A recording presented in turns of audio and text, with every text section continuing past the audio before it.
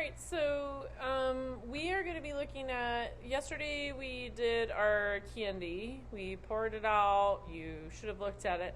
I actually had 100 pieces total. Like I said, Miss Lisa ate one, so I would have technically had 101, but I don't remember, and she didn't remember what flavor or color it was.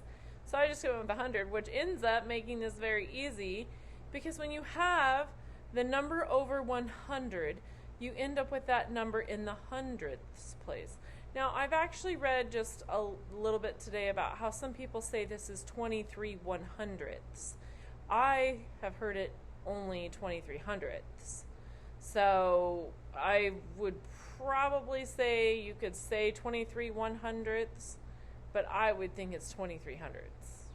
So I don't think they're correct, but that's just my experience.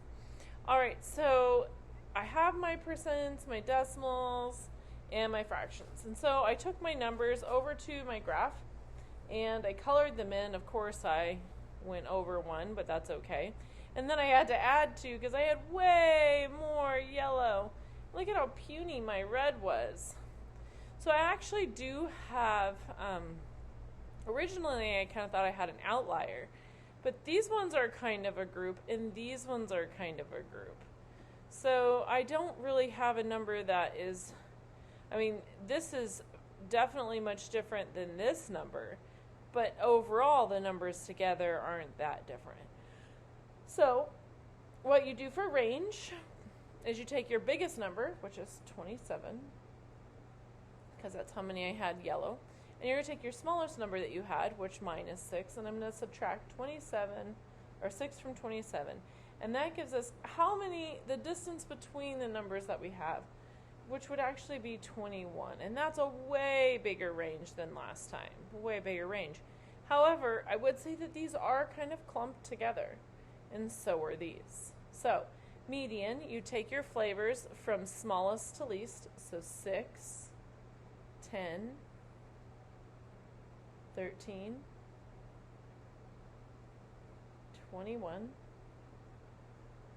23, 27, and then you have your numbers in the middle. So our median numbers are 13 and 21. Sometimes people will take those numbers and they would add 13 and 21 and then divide it by 2, because that's how many numbers there were. And that would mean the number could be 17. So you can say divide it by 2 if you want, add them together and divide it or not, or just put the 2 middle numbers in there. Mode, the number that shows up the most. I have none. Mode means repeats. I have no repeating numbers, so I'm just going to say none. Average, that's where you add them all up, and we know we have 100, right? So, and then we know how many flavors we have. 6 flavors divided by 100. So, 6 divided by 100 equals 6, just like we did before. You'll move your decimal place over to 600.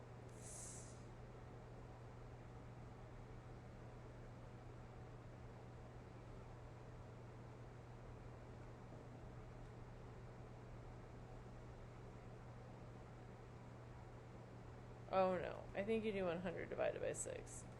I'm just sitting here thinking, wrong way. You have 100 flavors, and you're just seeing if there's 6 colors, how many of each color the average would be. It would be 16. Sorry, I had to really think about that. And we have no outlier, even though this is small and this is big. These are grouped together and these are grouped together. Now, if these would have all been up here, and this would have been down there, this would have been an outlier. But there really isn't one.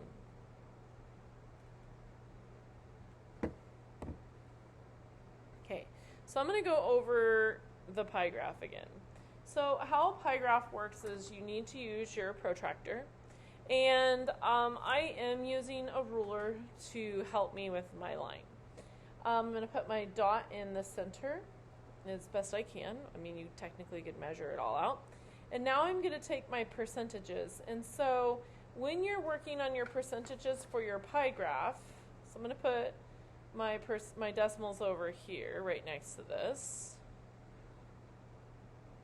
You're going to do your decimals, and you're going to multiply this decimal, which is how much of the package is that color, and you're going to multiply this by 360 to get our angle. So when we take our decimal and we multiply it by 360 degrees, it equals the percentage of that circle, the percentage of this angle. We would get the percent of angle. Okay, so my colors are, again, it's 100, so actually I can easily do that from just looking at this information, because this would be 27% or 0.27. So my first one would be, if I'm going to go in order from greatest, so I would have 0.27 times 360. And that would give me a 97-degree angle. So you're going to start by making your line up. And then this is going to be our yellow.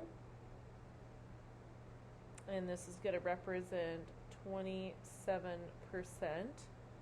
of our pie graph. Now, some of you guys might think to yourself, well, I know, so you're going to take your circle and line it up with this dot there. Then you'll line up your line, and then you're looking for the 97.2 degrees. So we're just going to do 97. So here's 90, 95, 96, 97. So I'm going to take my ruler and put it on my 97. And then I'm going to throw my protractor on the ground so I can keep my straight line. And this is right here a 97-degree angle.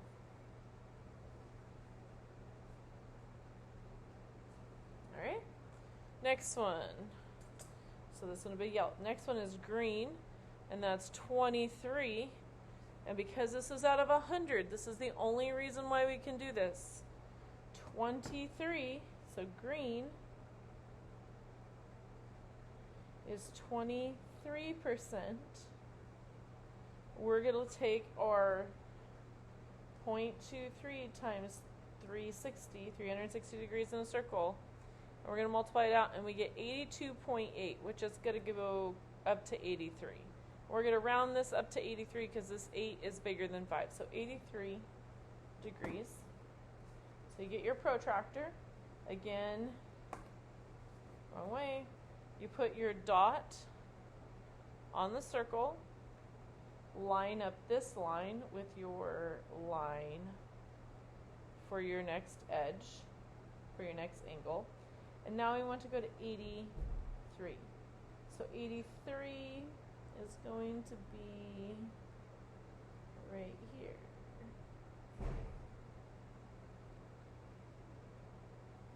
I'm going to move that out and connect. So actually, if you think about it, look at this, not thinking about it, it's perfect. 27 plus 23 is exactly 50, and this is half of the circle.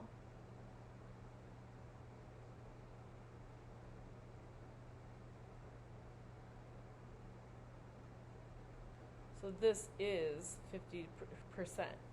So if they said, what two colors make up 50% of your circle? For me, it would be green and yellow. Or, if they said what colors make up 50%, you could pick the other half of this. Because that would, now these are going to equal 50%. So the next one is blue. And it said blue is 21. So again,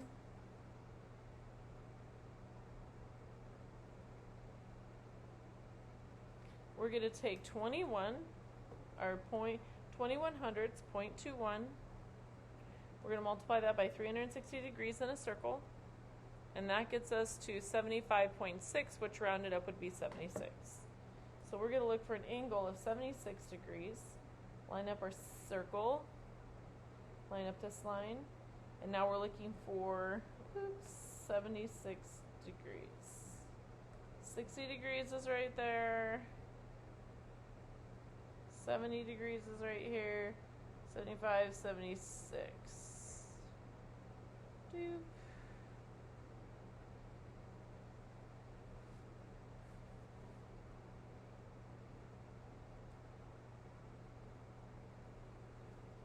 And this is a 76 degree angle.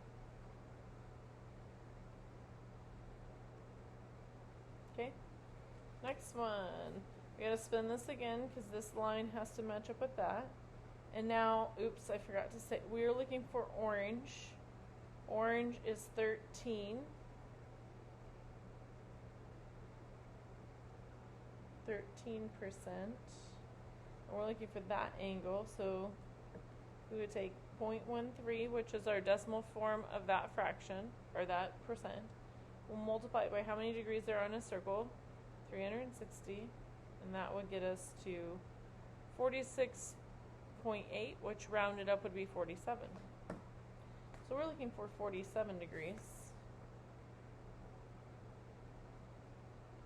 So again, dot in the center, lined up with that last line that's going to start this angle. And now we're going to use our ruler. So here's 40, 45, 46 is right there. Put my line, take my line and make a connection. And this one is 46 degrees. Now I have brown and red. My brown is 10, so 10 degrees. So we would take 10 and divide it by 360. Oops, sorry. 10.10 times 360 equals 36. Some of you guys might have known that just before even entering it, because you know how you move the decimals when you get to do fractions. Alright, and now we're looking for 36. So here's 30 right here, 35 is in the middle, and 36 is one more over. So I'm going to line this up. I'm just going to make a little tick mark there. And that means that this last teeny wedge is going to be the red, which makes sense because it was the absolute least red, which had 6%. And that would mean that this angle, so this angle was 36.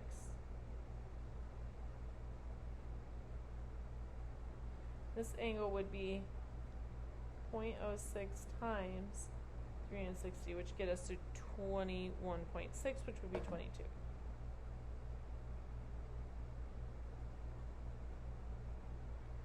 Degrees, and I'm just going to check.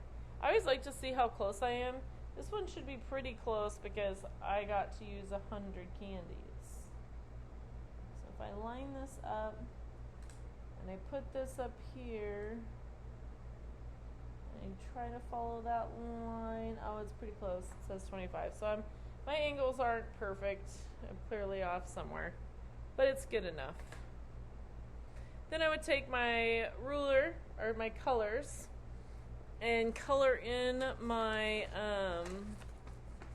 flavors so that when somebody looks at your graph, the whole point is they quickly see, without doing a bunch of reading, what it represents. Pie graphs, even though it seems like a little bit of work, they ultimately do help the user, which would be, you know, whoever you're sharing the information with, to easily see what it is that you're trying to have them pay attention to. And blue.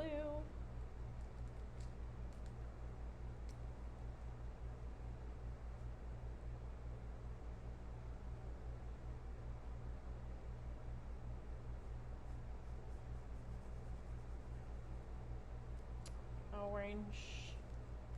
Orange.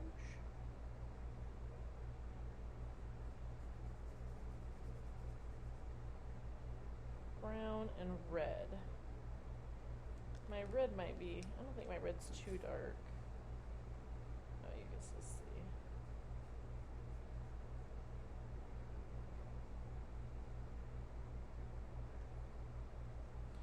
In brown, which is, of course, if you watched me earlier, I definitely love this color the most because it smells like cinnamon, which reminds me of the holidays.